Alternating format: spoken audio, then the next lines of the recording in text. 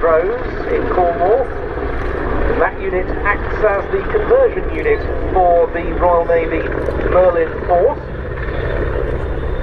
Yes, and they were telling us earlier, Ben, that of course that is the only unit at the moment that has the Mark II, and they say it's quite a handful to get to know, not just the airframe, but actually all the software and the technology that's on board, which has really brought it up to speed. And commanding the aircraft today is the 824 Naval Air Squadron QHI, and that is Lieutenant Ben Morgan.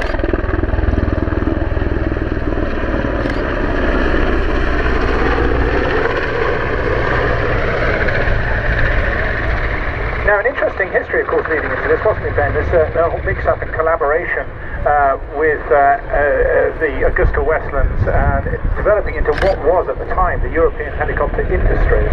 But, of course, that sort of really then got developed within Augusta itself and eventually taken over. And the misnomer of it being an EH-101.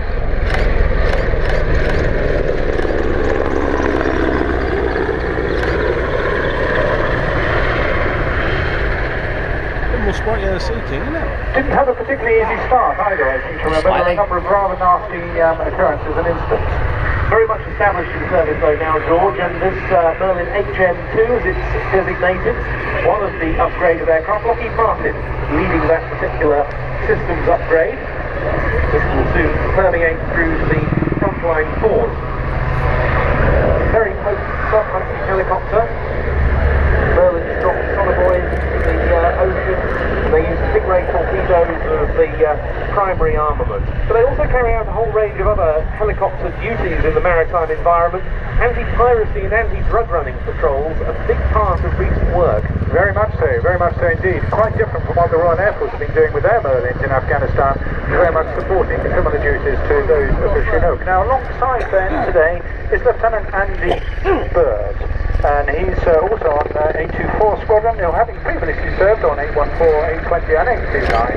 And I'm told he's just recently got to get landing. So bringing it back now into first days of Holland, just with the wheels on there. It was a very, very large helicopter, wasn't it?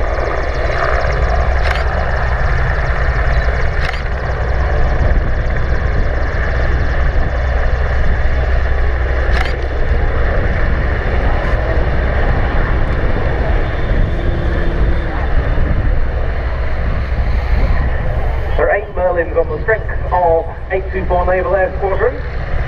The side door being open, do give the crewmen in the door a wave. They will appreciate it. Hard and hot work out there today at Waddington.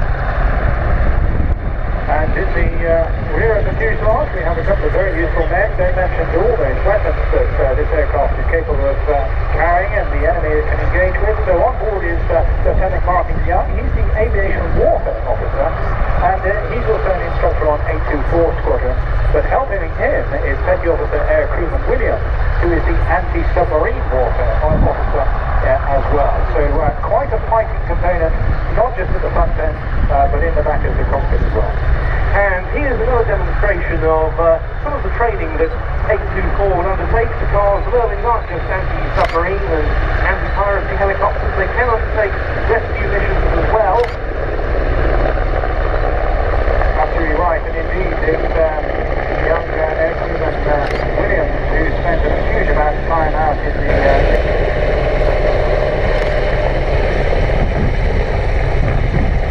824, of course, trains the whole spectrum of naval Merlin missions, including search and rescue, as we've been demonstrating to some extent here. They've got 8 aircraft on the squadron, and it's a 44-week training course that's undertaken by not only the trained pilots, but also trained Merlin air crewmen.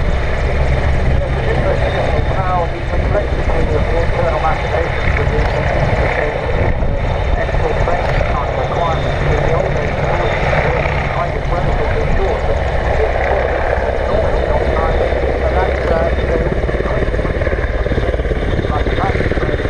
training, which is 20 but another 24 and getting to the role. So that's interesting after all the things